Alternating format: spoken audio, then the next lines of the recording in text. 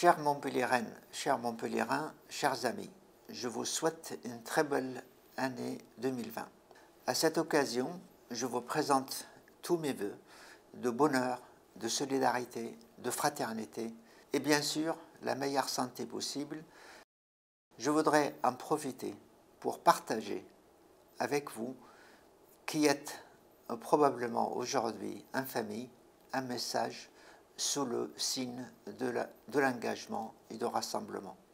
Les 15 et 22 mars prochains, le choix que vous ferez déterminera les 6 prochaines années pour Montpellier. C'est l'occasion d'écrire ensemble une nouvelle histoire pour notre ville dans l'intérêt général de tous les Montpelliérains. En septembre dernier, je me suis porté candidat aux élections municipales. Aujourd'hui, je suis plus que jamais déterminé. Vous le savez, je veux donner à mon mandat un sens concret, faire qu'à Montpellier, le bien-être, le bien-vivre ensemble soit une réalité plus qu'un concept. Améliorer notre cadre de vie, c'est se donner les moyens de mettre en place une politique ambitieuse en faveur de l'attractivité du territoire. L'incivilité à Montpellier, tout le monde peut l'avoir, l'éprouver. On est tous d'accord pour constater qu'en matière de sécurité et de propreté, la situation n'est pas acceptable.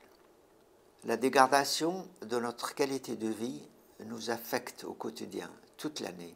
Je pense notamment aux personnes âgées dont la désaffection pour notre ville est quantifiable et massive. Je pense aussi que dans les quartiers défavorisés, les personnes souffrent de l'incivilité encore plus que les autres. Nous sommes tous sans exception préoccupés par notre environnement. Soyez certains que la mobilité, notre alimentation, l'eau que nous buvons, la transition énergétique, la ville intelligente tiennent une part très importante dans ma réflexion et dans mon programme. Avec un taux proche de 22%, le chômage à Montpellier est 2 fois plus élevé que la moyenne des villes françaises de taille comparable. Pour cette raison, je me suis fixé pour priorité de faire de la lutte contre le chômage et la fracture sociale mon objectif numéro 1. Il faut soutenir à Montpellier le secteur des services parce qu'il génère des emplois et des ressources. Les commerces, le tourisme, notamment, sont un élément important de notre économie locale. Mais nous pouvons aussi appuyer sur l'agriculture injustement délaissée. Nous devons aider les créateurs d'entreprises, ils sont très nombreux, pour garantir la pérennité de leur activité dans la durée.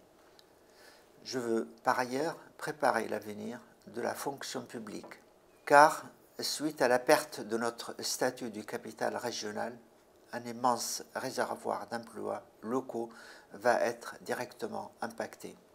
Rien ni personne ne doit être oublié. Nous disposons de quantité de forces vives, il faut les accompagner. Pour réduire la fracture sociale et agir sur l'emploi, il convient de valoriser l'éducation, de favoriser l'accès à la culture pour tous. Nous devons considérer les enfants dès leur plus jeune âge, permettre l'accueil de tout petits de 0 à 3 ans, c'est fondamental. Pour autant, je suis d'avis qu'il faut donner les moyens matériels et humains pour les enfants. Nous devons en parallèle travailler sur l'environnement immédiat et parental pour changer les choses. Nous allons devoir aider nos étudiants, ils sont nombreux à être dans une situation difficile, souvent précaire. Il faut bien sûr encourager la recherche, car à Montpellier, elle fait partie intégrante de notre histoire. Notre prestigieuse faculté de médecine fête ses 800 ans de cette année et de nombreux événements sont organisés pour célébrer cet anniversaire. Je m'en félicite, notre université, grâce à la qualité de son enseignement, a contribué à la renommée de notre ville. Mais pas que. Elle s'est notamment faite connaître sur la base d'un esprit universitaire unique, l'humanisme. Je vous l'ai dit, pour moi, l'emploi et le chômage sont un défi majeur. Ce n'est pas une question de pouvoir, ce n'est pas une question de puissance, de place, de chiffres. C'est une question humaine et vitale. Je partage avec notre faculté de médecine les valeurs qui constituent les fondamentaux de l'humanisme. Ici, comme ailleurs, rien n'est irréversible. On peut toujours redresser une situation, même lorsqu'elle est mal engagée. Dans cette campagne pour l'élection municipale, j'apporte aux militants qui me soutiennent mes compétences pour faire que ce projet commun devienne aussi le vôtre. Le projet de Montpellier est celui auquel ces citoyens pourront adhérer parce que ces citoyens l'auront conçu et voulu.